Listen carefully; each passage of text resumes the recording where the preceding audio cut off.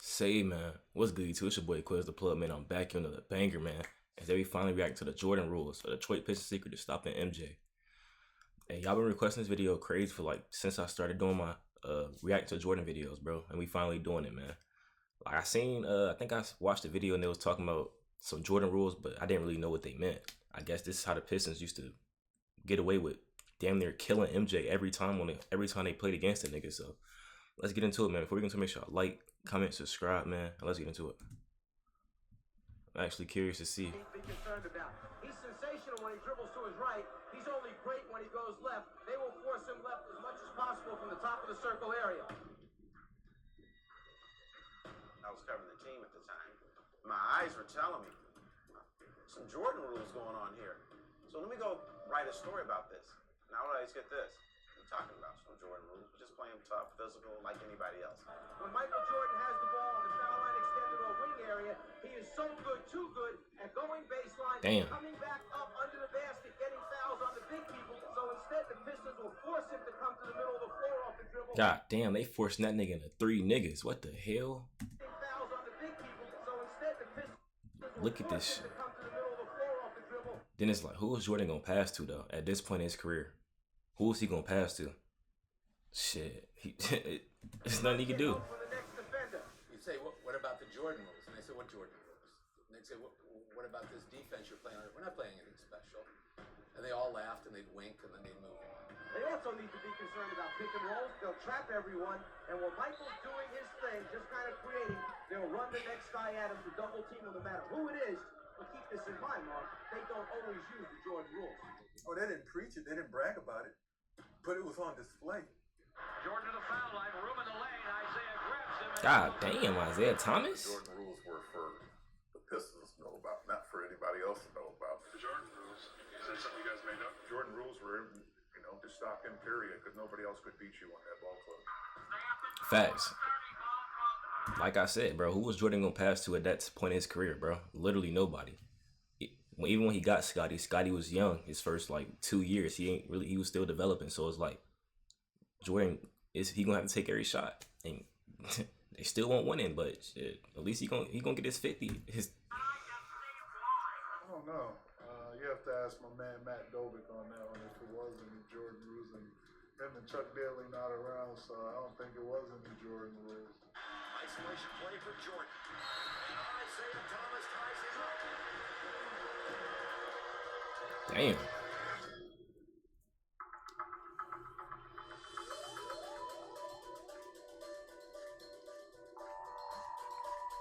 So the Jordan rules is basically just sending a double every time they catch the ball. That's basically what Jordan rules is. Nah, I'm capping. You do that with any good player. Can this man fly? Michael Jordan is soaring, and the Chicago Bulls are going right with him.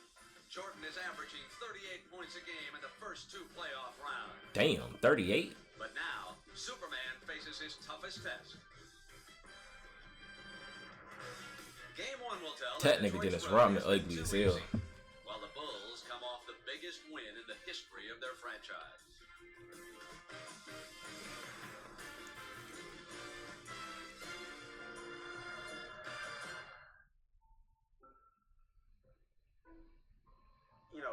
The whole Pistons Jordan rules thing was frustrating as a beat writer because I was covering the team at the time. And I would always get this. What are you talking about? Some Jordan rules. Just play him tough, physical, like anybody else. So I'm like, all right, cool. Good afternoon, everybody, and welcome. I'm Brian Musburger along with Bill Raftery.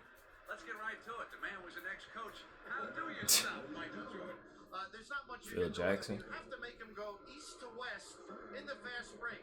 He's good on the perimeter, but he's great when he penetrates. At certain times, teams found themselves watching and in awe of him, and maybe bashful about, being physical with him. That makes sense, though. A lot of teams are probably scared to get physical with MJ because he was so good and so dominant, and bro was a demon. So, like, a lot of teams, they were scared to even play Jordan like how the Pistons played him. I think the only teams that was doing that was probably the Pacers, Knicks, and the Pistons. Probably the Celtics, too, but they weren't really killing Jordan like those 3 teams was. I mean, it makes sense. Bashful about, being physical with him. I was in the Detroit Pistons locker room before the game, and it's very obvious they would like to wind this thing up tonight. And while I was down there, Chuck Daly unveiled his final instructions for the players, and Daly devised it and his coaches, and it probably is one of the great things that made Chuck Daly the great coach that he was in everyone's eyes. Seventh game intensity, he said. Let's play like this is the seventh game. Control the boards, energy. Nothing new for the bad boys, he says. Intimidate and dominate. And then on the bottom in big capital letters it says, follow the Jordan rules. And I said, what are the Jordan rules? They said simply, when he goes to the bathroom, we all go with him. There were no secrets. I mean, everybody knew what the rules were, and that was to put him on the floor when he came to the basket and try to keep him from the crowd-pleasing, super fantastic, flamboyant plays that he was capable of making. So basically, Jordan rules was every time Jordan drove to the basket, kill that nigga, grab that nigga, slam that nigga. Like, what the hell? Trying to carry his team on his shoulders against a great defensive team, maybe one of the greatest defensive teams in recent years in the NBA. Jordan has had his marvelous moments, but lately he has been stymied by the Detroit Pistons. They had figured out how to contain Michael Jordan. They had finally figured out to some degree how to contain Michael Jordan. Contain? I gotta see what was he averaging those years, bro? Because I don't think they was containing him. I feel like they just the team could his teammates was just terrible. He was probably still giving them 40, 30. They tried to go down inside to get either Grant or Pittman off early. Here's Grant. Like look, like this nigga Horace Grant just airballed the hell out of mid range, bro. Was that a pass? I don't even know.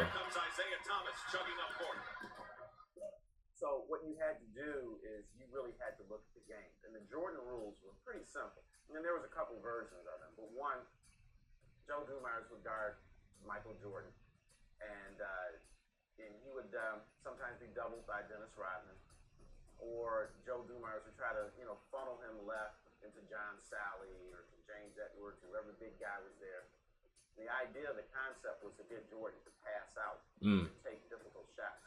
Jordan, good pick from Pippen on the pick and roll. I mean, And then a good defensive effort from James Edwards. Chased down by Rodman. I mean, it's facts. It's either Jordan, it's either he gonna hit a difficult shot or his teammates gonna miss a shot. It's like either way, bro. It's nothing he can do, bro. Jordan, short for the shot. The second part of the Jordan rules is that, you send Joe Dumars somewhere else, all of a sudden, you got 6'7", 6'8" Dennis Rodman on you.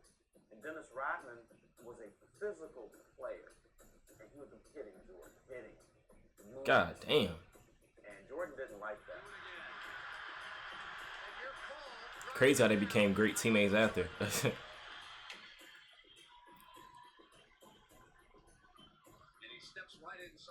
Jordan, you gotta dunk that. I don't know. I want to see Jordan percentages in his averages during these these series against the Pistons, bro. That's really what I want to see. So you had Joe Dumars, who probably was more compact and just stand in your face and guarding you, funneling you somewhere. And now you have Dennis Rodman, who's trying to get inside of your head, tapping you, physical, throwing an elbow.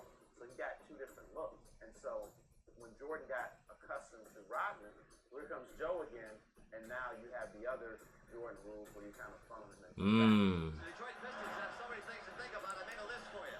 Defense, rebounds, Jordan. Another part of the Jordan rules is very, very simple. Get the ball to whoever Michael was guarding. Make him work on the other end. If he had to guard Joe, get shots for Joe. If he had to guard Isaiah, God help him. So they was trying to tire him out too. Crazy. And the good and bad thing about Jordan is, as hard as he played on offense, he was gonna play the same way on defense too. It's a good thing and a bad thing at the same time, because it's like he's using so much energy on both sides of the ball. Like he's gonna be exhausted, drained. And then now he come back on offense after playing aggressive defense, trying to score on two people, or trying to score on Dennis Rodman, one of the most physical defenders ever, like they said, or Joe Dumars, another great defender. So it's like, this is crazy. You had to be physical with him. If Jordan got loose, he was gonna get hit, and he knew it. Jordan left away.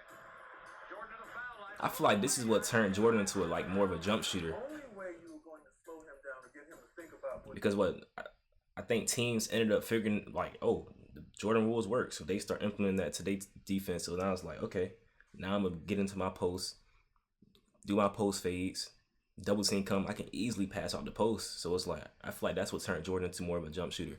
And instead of like, you know, his 80s when he was in like 84 through 90, 91, when he was just strictly, he was attacking the basket like aggressively all the time. So I feel like that's what really turned him into a jump shooter. But I could just be chatting though. I didn't watch it. To get him to think about what he was doing, you know, coming inside and jumping in the air was to at least give him the thought that he could get hurt.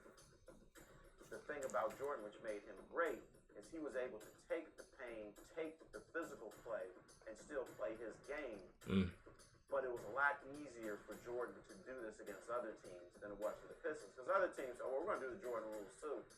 But they didn't have the defensive players to pull it off like the Pistons. And so the Pistons in that way were able to at least get in his mind and cause him to think about, oh boy, where's Lambeer? You know, where's Mahorn? You know, where's Edwards? You know, where's Rodman? He could get hurt, he could get bumped, he could get knocked down at any time. Good afternoon again, everyone. I'm Dick Stockton. We've had a day to think about this, and so is Chuck Daly. After Michael Jordan's 47 points, he decided he was going to go to the team, asked them, how should we defend Michael Jordan? The word is there was silence for a while, but then they came up with an idea. And the question, as I asked Hubie Brown, is how do you anticipate the Pistons playing the great Michael today? Game 7 from the Palace. Game 7? Make sure I heard that right. This is game 7, so I know how important this game is. Game 7.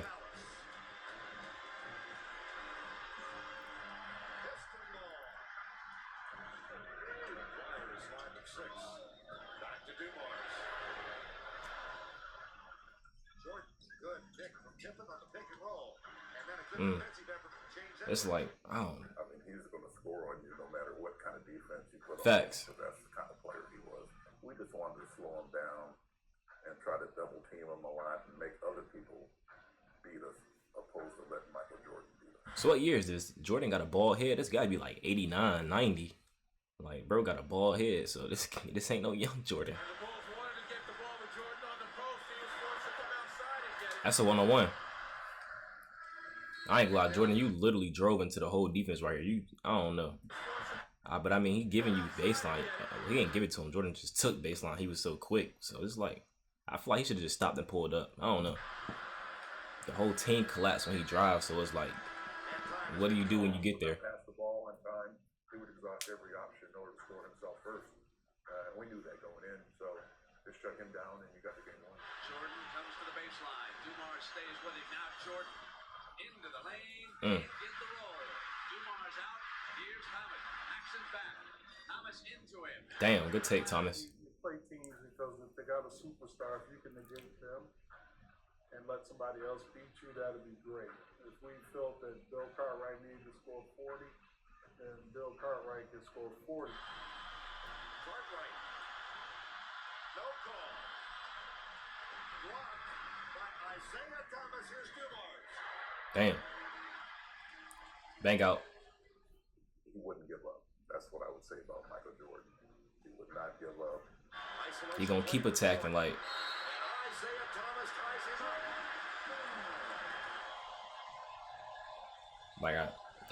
Actually, I thought this was a foul, but that's just good ass defense by Isaiah Thomas, bro. That's all ball, bro. Even though he hit him in the face a little bit, but that was damn near all ball. Like in the 80s, 90s, I can see why that's not a call. That's probably a jump ball. If they didn't have the mental part of that, you know, we're too bullish to believe it's the end, they would have lost that series. They would have lost the game at the Palace. But they were just real bullheaded and stubborn and resolute about things. And that's why they won that series, despite, I thought Jordan had an excellent series then also. on the ball, though. There's the answer. That nigga floated. Lambeer out. Thomas out. Well, the Pistons have moved on, but you really got to feel for this man right here. Well, Phil Johnson said yes. This will be considered a successful season for the Bulls. They went one game farther. Damn, they lost, but Another world championship will do. And they, the Detroit Pistons, will meet the Portland Trail Blazers in the best of 7 beginning Tuesday night on CBS. just to lose the Magic, probably. This had to be 88, 89, I think. Those years that we beat those guys, I mean, he took a lot of abuse from us. Didn't matter if it was Michael Jordan or if it was Craig Elo. I'd hit them all. It don't matter because you're the opposition. You're not my teammate. That nigga said, you the ops. Y'all the ops. Nigga called Jordan his op. I mean, they were our rules, and that's the rules the Detroit Pistons went by, how we're going to play Michael Jordan. And, you know, we kind of played it up a little bit, but that's just the way it was back then. Until he learned how to involve his other players, he couldn't win, especially against us. Once he started learning that and gave up some control over his ball club to a degree, that's when they started winning. That's facts, and we bro. got old, that was part of it. But still, you got to give him credit for recognizing that he couldn't do it himself. And that's facts. I noticed that, like, Jordan's actually became a great playmaker. His playmaking skills is definitely slept on, bro. And it's all because of these niggas. That big shot over Dennis Rodman. You kind of started thinking, okay, maybe this is the end. And then he finally figured out, you know, he had to get a lot stronger, get his teammates more involved to beat us. And, you know, by that 4th year, we played them again. You know, they finally figured out how to beat us. They swept us. Damn. I don't know why it didn't hold. I think guys just got older, had different players in. It wasn't quite the group that really held him down before.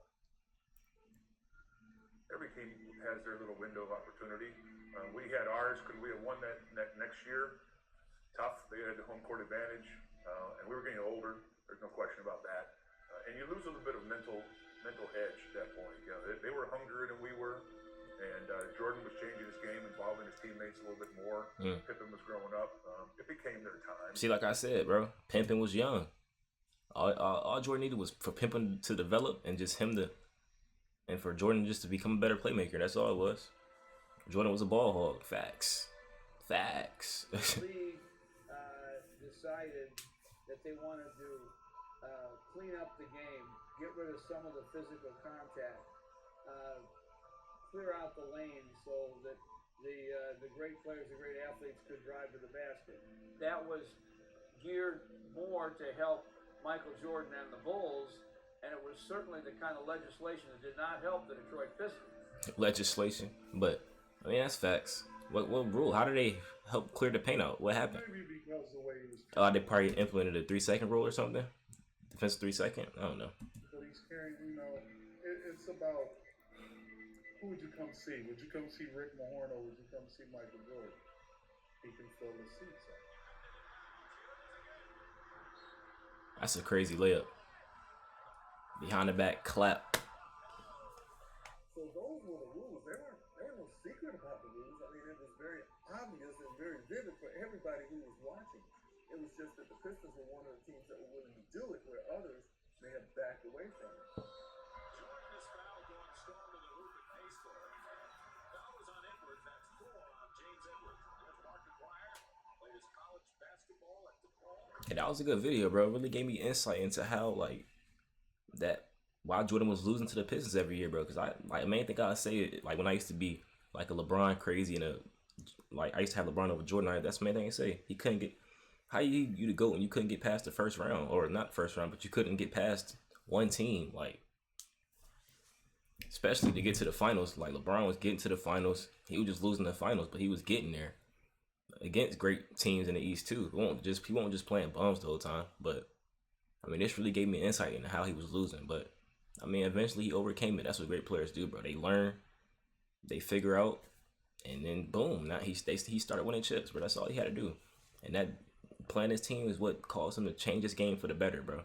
But man, if y'all enjoyed the video, make sure y'all like, comment, subscribe, and let me know if y'all react to next. I got y'all, bro. And we out. Catch y'all in the next one, man.